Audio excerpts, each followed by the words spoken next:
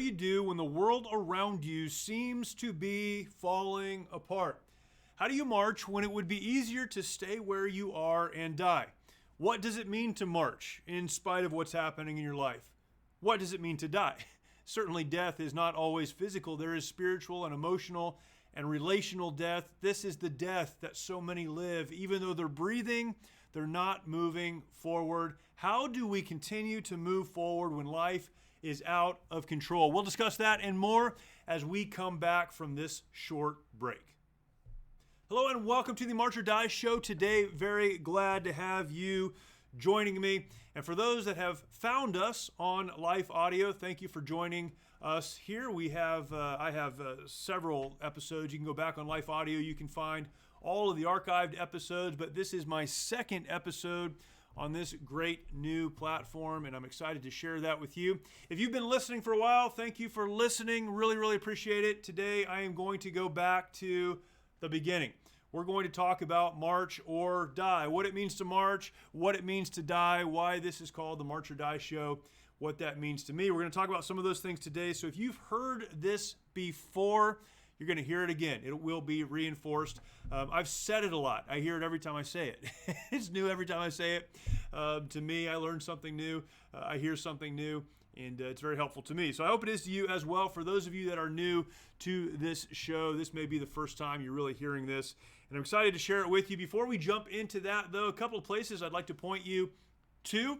Go to my website, jeremystallnecker.com, jeremystallnecker.com. I use my name for just about everything, social media, website. My YouTube channel is also called Jeremy Stallnecker. So go to YouTube, search for my channel, it's just my name, Jeremy Stallnecker. You can find that there. But on the website, you'll find information about me. Of course, you'll also find links out to my socials, links out to the work that I do at the Mighty Oaks Foundation, and that's really the most important work in my life, working with veterans and active duty service members and first responders. You can find the links out to the Mighty Oaks Foundation there at jeremystallnecker.com. Also, you can find my blog, two different sections. One is just the blog, and I write about most of the time what I talk about on this show. And then there's a section called Culture. I talk about culture right on that and try to give some helpful biblical insights to how we can move forward in light of a culture that is so often out of control. So we talk about all of that. All of that can be found, as well as other podcasts I'm involved in, on jeremystallnecker.com as well. This is my final thing that I'm going to ask you to do, and then we'll get back to what we're talking about. Also, when you go to the website, there is a place there for you to fill out your name, put your email address in, and you can receive my weekly newsletter. And I'd love for you to do that. That allows you to stay in contact with me. I'll put things that are going on kind of in my world, updates. I try to also include links out to some of the content that I've produced. So in case you miss it, a blog post, maybe this show, videos that I put out, you can find all of that there as well. I'll push those right to your inbox, as well as a verse of the week, something that is kind of thematic for the week. Motivation, a quote, something someone smarter than me said. It's hard to believe, but there are smarter people than me, and I rip them off all the time. So I put some of that on the newsletter as well. So please go to jeremystallnecker.com. Bunch of information, links out to everything, a place for you to sign up for the newsletter, and I would love to include you in this journey. This is a topic that I have been talking about for years. I'm going to tell a story today, and it's the story, kind of the origin story of March or Die. At least for me, maybe not for everyone. I think the motto's been around for a really long time. But for me, it's the origin story. It's the March or Die story. I want to talk about that because it means so much to me, but really it has become kind of a battle cry in my life. I wrote a book called March or Die. It's the March or Die story, but it is the story of my time in Iraq with 1st Battalion, 5th Marines. We were part of the initial invasion into Iraq. I served with 1-5 for a while, loved my time there. So thankful that I had the opportunity to serve with 1-5, with 1st Battalion, 5th Marines, based out of Camp Pendleton. We ended up in January of 2003 sitting on the border of Iraq and Kuwait, and I'm going to tell a story from that time. We were part of the initial invasion, breached the berm, went into the country, ended up in Baghdad, and then retrograded back I'm going to tell a story from right in the middle of that. But out of that came the book, March or Die. I've got it on the shelf behind me. March or Die, you can find it if you'd like to. Go to, again, my website, jeremystolniker.com. You can find the link out to that, or you can find it on Amazon, find it on the Mighty Oaks page as well. But this has become, for me, it's become the thing kind of that I hang on to, this principle, march or die.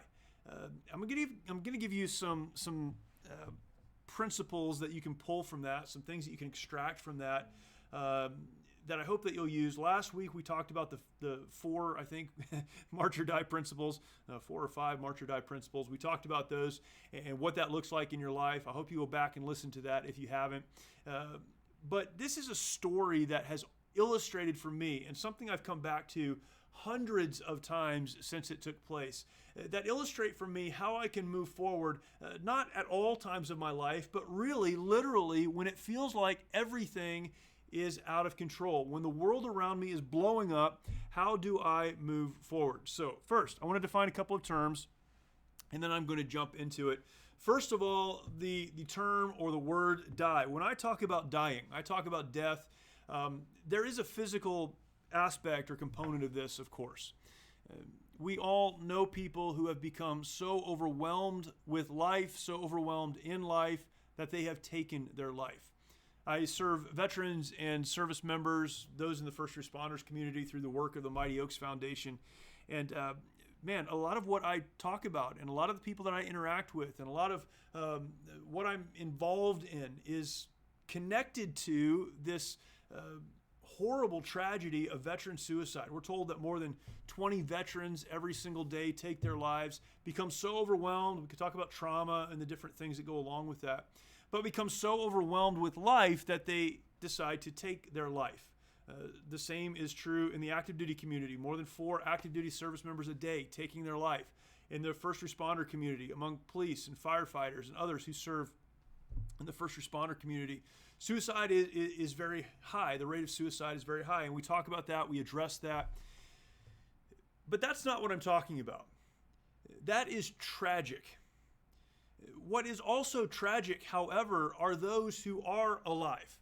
They haven't decided to end their life. They're functioning, they're breathing, they're going about their daily life, they're doing the things they have to do. But they know that on the inside, they're dead. You see, because of what's happened in their lives, maybe it's a trauma from the past, maybe it's an obstacle that sits in front of them, maybe it's something else. But because of whatever's going on in their life or has gone on in their life, they've decided they will function, but effectively they're going to put it into neutral, they're going to exist, but there will be very little, if any, forward motion. Emotionally, they're dead.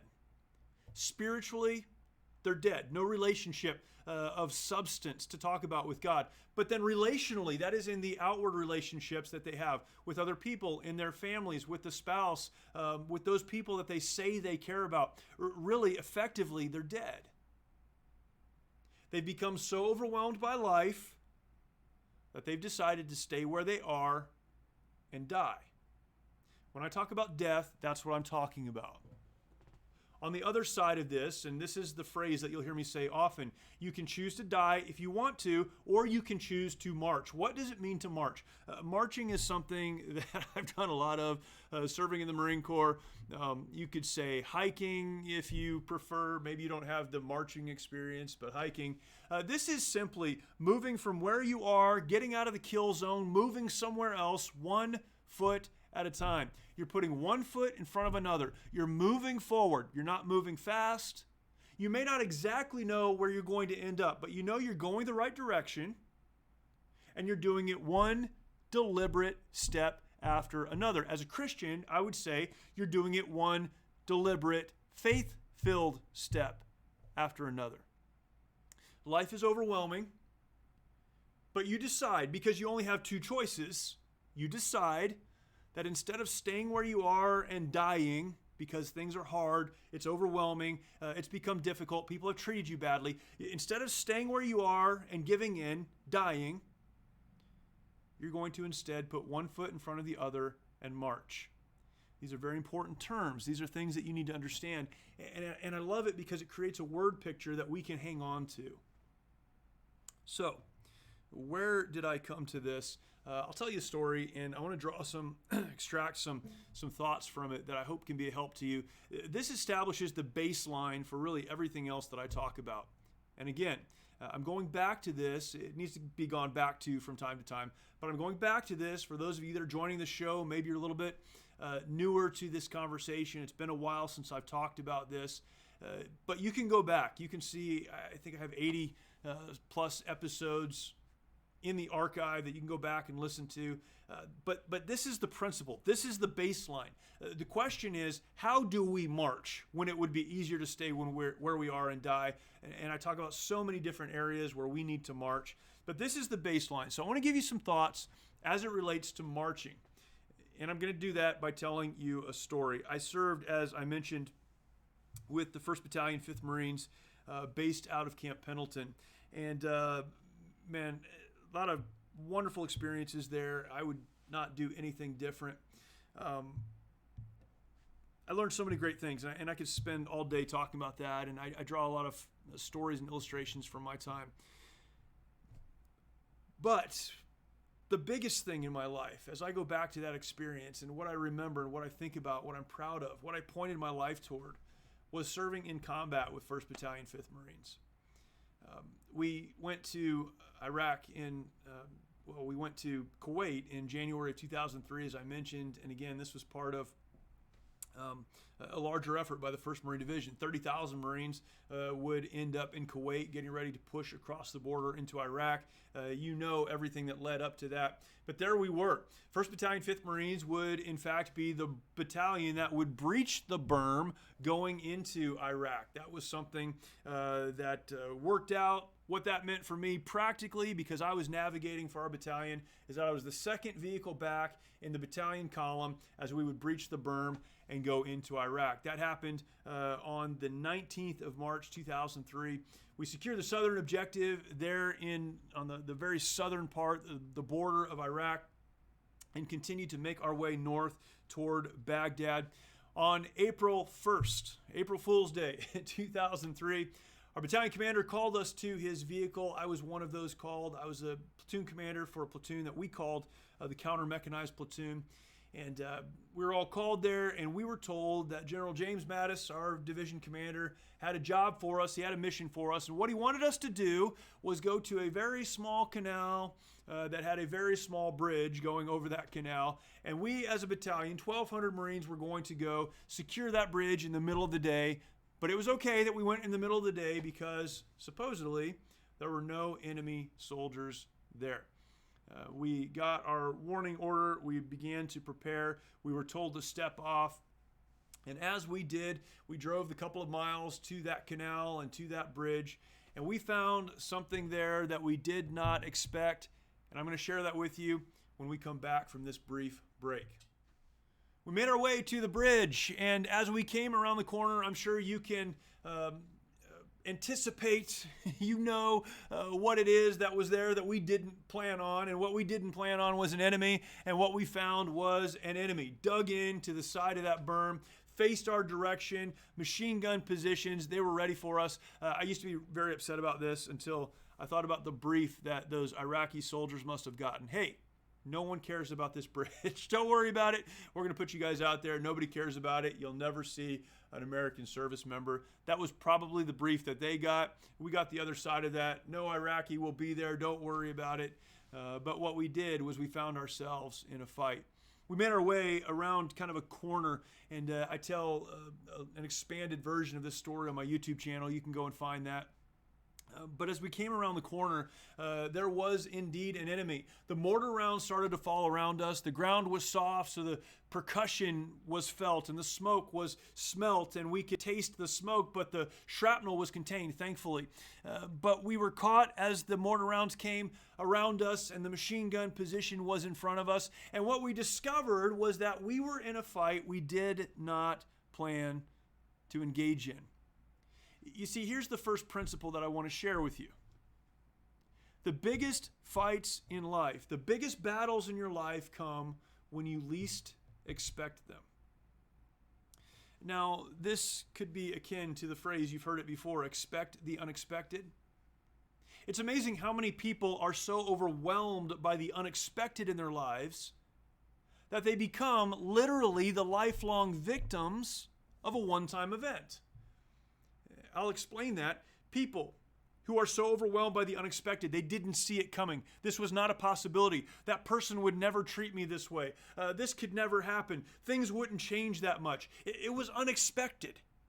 And because it was unexpected, that person, never really recovering, becomes the lifelong victim. For the rest of their life, they talk about this unexpected event. They become the lifelong victim of a one-time event. Now check this out. There will be times, because life works this way, that you find yourself in a battle that you did not anticipate. Unfortunately, that's just how it goes. Unfortunately, that's just how it works. That's the first principle. That day we found ourselves in a battle that we did not expect. But there we were. So the question is, what do you do when you find yourself in that battle? I want to read a verse to you. This is great. You're familiar with this, I'm sure. But the book of Philippians, the Apostle Paul is writing. He's writing from a jail cell, which is crazy because the book of Philippians is an encouraging book. It's a joy-filled book, and yet he's writing from a jail cell. Here's what the Apostle Paul said. He says, brethren, I count not myself to have apprehended. He's saying, I haven't gotten there yet. But this one thing I do. This is great. Forgetting those things which are behind and reaching forth unto those things which are before. He said this in Philippians 3:14, I press toward the mark for the prize of the high calling of God in Christ Jesus. The Apostle Paul, he said, I don't know how I got here. I certainly haven't gotten where I want to be, but this is where I am. He's sitting in a jail cell. He's awaiting his execution, and he makes this statement. Here's what I'm going to do. Let me sum it all up for you. For me, I'm going to press toward the mark for the prize of the high calling of God in Christ Jesus. Paul lived an incredible life. It was a life that for really the first part into his 40s was spent learning about Judaism, becoming a religious leader in that faith and in the sect that he was a part of. He was, in fact, so well known and so powerful that he went about persecuting Christians. He had license to basically do anything that he wanted to until he became a Christian. It's amazing how becoming a Christian changes everything. It certainly did for him. It changed everything, in fact, to the point that he went from persecuting Christians to planting churches around the world, training church leaders, training pastors, encouraging pastors. Much of what he writes is to churches and pastors. And yet, even following God, sacrificing for God, he experienced great hardship. He was shipwrecked. He was beaten. He was stoned almost to death. But through it all, sitting in a jail cell toward the end of his life, he said, here's what I'm going to do. I'm going to continue moving forward. So that brings us back to our story. When you find yourself in a battle that you didn't expect, an obstacle is in front of you, you did not think was a possibility, what do you do? Well, you may not get to pick the fight, but here's the thing. You always get to choose how you will fight. I could spend a lot of time on this one principle. I'm not going to break it down much more than this for sake of time. But here's the thing. You may find yourself in a fight you didn't expect, but the one thing no one can take away from you is your ability to decide how you will fight when you find yourself there. We were engaged by that machine gun position, that enemy machine gun position. The mortar rounds were falling. We didn't expect that fight. We didn't plan for that fight. It was like 3:30 in the afternoon. The sun was high. This isn't how it's supposed to work, but here we were. And thankfully, we had already decided how we would fight. As a unit, we had trained together for a couple of years. We had practiced in this setting and that setting, this situation and that situation, asking questions. What do we do if this happens? How will we respond if that happens? We had already decided how we were going to fight. We had decided to fight honorably. We had decided to fight well. We had understood and worked out our tactics in any given situation. So when the unexpected battle came, the decision to fight was already made. Have you already made the decision to fight when the unexpected battles come? I believe so often people stay where they are and die because they have kind of a we'll just see what happens attitude. Instead of deciding ahead of time that they're going to fight, they take this, well, we'll just see. We'll figure it out as it goes kind of attitude, and the battle hits them so hard that they never fully recover. You may find yourself in a fight you didn't expect, but the one thing no one can take from you is the ability to decide what you're going to do next. We engaged that machine gun position, and that was a good decision. It was the right decision, and we did it well. We defeated that enemy. But the mortar rounds kept falling. They kept coming. We were on the near side of the bridge. That's where we were supposed to stay. That was the plan. But the situation was changing. Here's the next principle that you need to hang on to. Change is inevitable. Don't be surprised when it happens. Check this out. So many people, they hit that wall, they encounter that obstacle, that crazy thing happens in their life, they've decided to fight, and they do. But the crazy thing about combat is that the enemy gets a say in how the battle unfolds. But there are so many who dig their heels in and they say, I'm not moving, I'm not changing, I'm not adjusting. You should never change your character, never change who you are, never change to please other people. I'm not talking about that. What I am talking about is this. Before the battle unfolds, you do the best you can with the information that you have. We did. We moved forward with the best information that we had. It turned out it was wrong, but it was the best information we had. We can't feel bad about that. But in the battle, in the fight, you adjust as the battlefield changes. Success in any area of life is directly connected to how well we handle change. I'll say it one more time. Success in any area of life is directly connected to how well you handle change. Successful people are not people who've never encountered difficulty. Successful people are people that have encountered difficulty, have surveyed the battlefield, have taken an inventory of what they have available, what they can do, and they've adjusted. Adjust as the battle changes. Adjust as adjustments need to be made. Make the right decision in the face of difficulty, and then when things change, change. We were supposed to stay on the near side of that bridge, but things were still bad. We could not engage the mortar positions from where we were. Things had to change or we would have died. So we moved. We got up on top of the bridge. That was the change that needed to be made. Change is inevitable. Don't be surprised when it happens. We moved, we changed, we adjusted. That was the right thing to do. What probably wasn't right, though, in retrospect, and we look back, we can always see things a little more clearly. When I made the decision to move, I moved 8 of my vehicles on top of the bridge. We should have moved through the kill zone, not on top of the bridge, but beyond the top of the bridge. But we got on top of the bridge. That mortar position that was dropping mortars on us from the road up to the berm was now dialed in on top of the bridge. They were ready for us.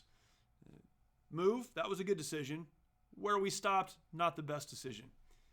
On top of the bridge, the mortar rounds continued to fall. I remember at one point standing outside of my vehicle, and as I was yelling into the handset, trying to get some help from those further back in our column, mortar rounds falling, and I'll never forget the feeling of the percussion as they exploded. Again, exploding beneath the ground, thankfully. They went into that soft dirt. The shrapnel was contained, but the mortar rounds exploding with the percussion coming from the bottom of my feet to the top of my head, shaking everything on the inside. I'll never forget what that feels like. Those mortar rounds continued to fall. There was a ZSU 23-4, for those of you that aren't weird military equipment people. That is a 4-barreled anti-aircraft gun, old Soviet-era anti-aircraft gun. It was about 50 meters away from us, and now we were the threat. They were waiting on air or whatever, helicopters to come over. That didn't happen, but we were there. So they started to spin that thing around our direction. 23 millimeter, 4-barreled machine gun coming our direction, mortar rounds falling. Our world was absolutely out of control. Have you ever been in a situation just like that one? Maybe it wasn't literal. For those of you listening, maybe it was. Maybe you can relate to that. Maybe you were there. Maybe you've been in a place of physical harm or physical danger like that one. But even if you haven't, I know that all of us have experienced times, and some experiencing them right now, where it feels like your world is absolutely out of control. You know what I'm talking about. It seems like everything is blowing up around you. Things are absolutely out of control. I want to tell you this, and here it is. When the world around you seems absolutely out of control, you think you have 1,000 different choices, 1,000 different decisions, you've got to figure it out. You don't. You have a couple of decisions you can make, 2. You can stay where you are and die. You can say, this is so overwhelming. I don't know what to do. I'm not going to do anything. The enemy is too powerful. There's too many of him. I'm going to stay here and die. You can make that decision. Make no mistake, though, it's a decision you make. You can do that. Or you can do the better thing. You can get out of the kill zone. You say, I don't know where the end is. That's okay. Where you are is no good. You need to march. Get up. Put one foot in front of the other. And keep moving forward. Forgetting those things which are behind and reaching forth unto those things which are before.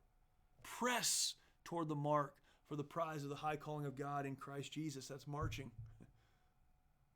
When I checked into 1st Battalion, 5th Marines as a second lieutenant, man, what an exciting time that was for me. It was the fulfillment of a lifelong dream up to that point. Checked into Charlie Company. That was a helicopter company. And their motto was march or die. Super simple. Marine proof. You just march. Or you stay where you are and die. What I've learned is that that's not just a good motto for when you find yourself in an unexpected firefight. That's an incredible motto for life. You see, what I've learned is that success does not come to the perfect. Success comes to the persistent, the one that just won't stop moving forward. In fact, and I've said this before, that persistence to me, I view it now as a superpower. Because as simple as it is to put one foot in front of the other, there are so few people willing to persist, willing to press forward, willing to take the next step, and then figure out how to take the one after that, and the one after that, and the one after that. Persist. I have a picture of my platoon. You can see it in a lot of different places. You can find it on my website. You can find it in the book March or Die. I put it all over the place, but I have it hanging, the original, I have it hanging in my office, and it's a picture of my platoon in Baghdad. We got into Baghdad actually on April 10th, so 9 days after this engagement. It took us a while to get in. It was a crazy time. We were there for a while, but we got in there April 10th. I look at that picture of my platoon in Baghdad. We're standing next to a building. The side of the building had been bombed, so it was blown out. We're standing kind of in the rubble. It's a great picture. I look at that picture, and one of the thoughts I have often when I look at that picture is this one. If I had decided on that bridge a couple of weeks earlier that I was too overwhelmed, that things were out of control, that it was easier to just stay where I am and let the enemy do what the enemy needed to do. If I had said, hey, for me, for Jeremy, I don't know what to do, so I'm going to stay here and die, what would have happened to those guys, those Marines? Many of them would have stayed right there with me and lost their lives. That's what would have happened. You see, the final thing to remember when we talk about encountering battles, obstacles, difficulties that we didn't expect, and pressing through, making a decision to fight, even if we didn't pick the battle, adjusting as things unfold, marching when it would be easier to stay where we are and die. One of the things we have to remember, the thing that we have to remember, is that it's not about us. It's about the people in our lives that are depending on us to make the right decision and to keep moving forward. I'm going to unpack a lot of these principles in the days ahead. And again, you can go back and listen to more than 80 podcasts. You can go to my website and look at the blog and read what I've written about this. This principle, this idea of march or die, this is the foundation for all of the other podcasts, for my blog. It's what I write about. How do we move forward? How do we do that? How do we march? But the why is because God has called us not to live for ourselves, but to lead others forward. Your kids, your spouse, the people at work who need some direction, others who are looking to you to see what you're going to do so they can decide what they're going to do. It's not about you. It's about fulfilling the purpose that God has placed on your life to move forward and to lead others forward. What are you going to do? What are you going to do when life is out of control? When the unexpected happens, when you didn't see it coming. In fact, you may have been told it wasn't even a possibility, but here you are. What are you going to do? Will you march or will you stay where you are and die? The choice is always yours. Hang on to that, because we're going to continue talking about that in the days ahead, and I'm excited to be able to share that with you. One of the reasons I'm able to do this is because of Life Audio, and again, I've mentioned this the last couple of weeks. I'll continue to mention it, but I'm so grateful for the partnership that we have with Life Audio, lifeaudio.com. You can go and find the March or Die show. Please do that. But there, you'll also find other great shows, great hosts, talking about the Bible, daily devotionals, Bible study, parenting, so many other things that are found there, all faith-focused and there to encourage you. Lifeaudio.com, please go and check that out. Again, thank you for listening. If you have an opportunity, go to the web page, jeremystolliker.com, or go to YouTube, Jeremy Stolliker. You'll find me there, and you can find videos as well. But appreciate it. We will talk to you next time.